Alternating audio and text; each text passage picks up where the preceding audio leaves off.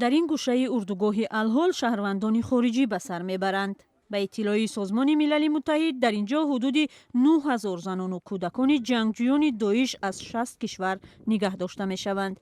اکثر زنان در اردوگاه به کودکانشان آشکارا عقیده های داعش را تعلیم می دهند.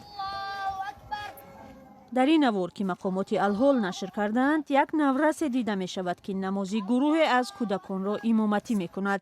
این نورس خود را امیر خوانده است، آنگونه که جنگجویان داعش از رهبران خود امیر نام میبرند.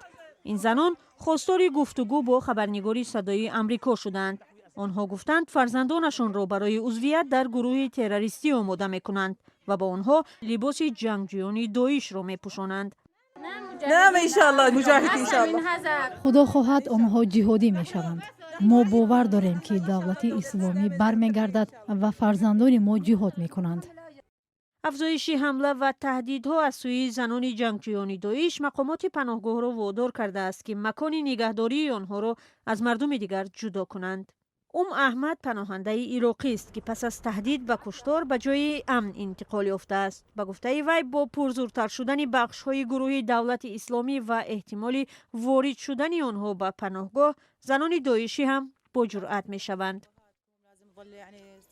زنان داعشی به کودکانشان تاکید میکنند که شما باید قصاص پدران خود را بگیرید. شما مجاهد میشوید. آنها فرزندانشان را در همین روحیه تربیت میکنند.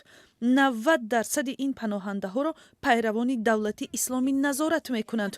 آنها با یراق و گلوله به اینجا می آیند. این نوار از روز 5 می است. آن از دوربین نظارتی اردوگاه ثبت شده است. در آن پرچم سیاه دولت اسلامی تصویر شده است که افراد ناشناس در بالای یکی از خیمه های اردوگاه برداشتند.